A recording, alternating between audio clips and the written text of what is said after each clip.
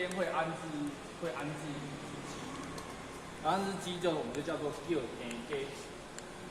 早期没有闹钟的时候，就是负责有这只鸡去负责叫醒，就是提醒时间。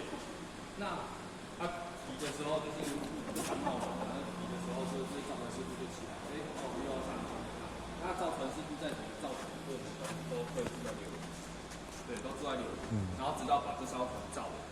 因为柳营造船的时间比起其他地方比较短一点，因为我们大概就是7月楼潭结束，8月、9月造船，10月就要用了，所以造船时间没有那么长，所以师傅通常都要住在这里日夜赶工，那就会养只那个根基在那边，让提醒师傅时间。那10年的炉主就是我们所谓的主会，他就必须每天早上5点跟下午5点来这边踏给够，那个鼓就是来这边踏给哦。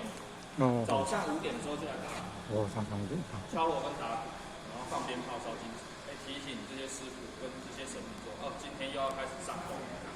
那下午5点的时候，一样会来指示提醒他们说，今天做到这里就可以了，差不多了，让大家可以下班。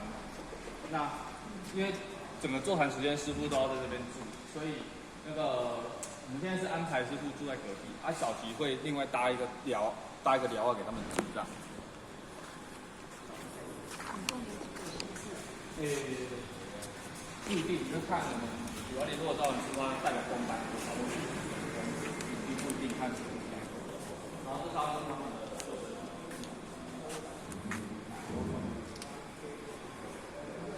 然后这3只就是船场上的船尾上的，然后前尾跟后尾打，然后中间那有一个地方。与事件为弊。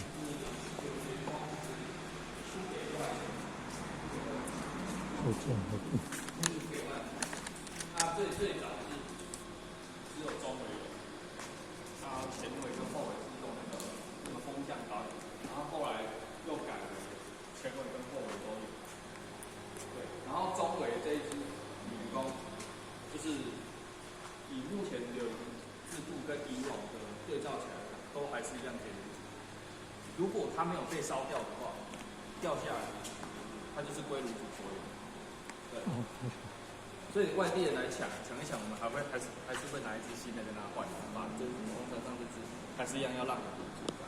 因为被抢，像这被抢，对，然后一直追过去，对，一直追过去把它追回来，然后追回来庙里面之后还是拿给炉主这样。但是后来那支还是没有拿去，因为他跟炉主协调，对，他先跟炉主协调，说为了这支鲤鱼空花，那有人家要保佑的，那我记得的啦，有意义的。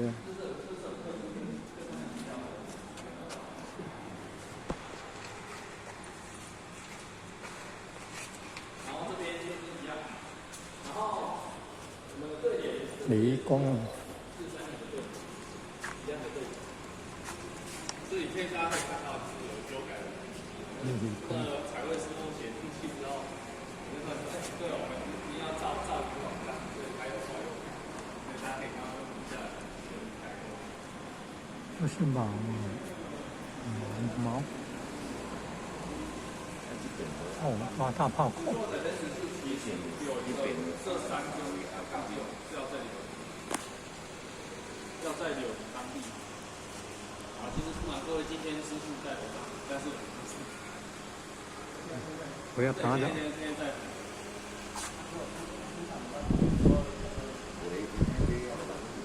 我们的人主会先请到庙里面，那3支杠线我们会先请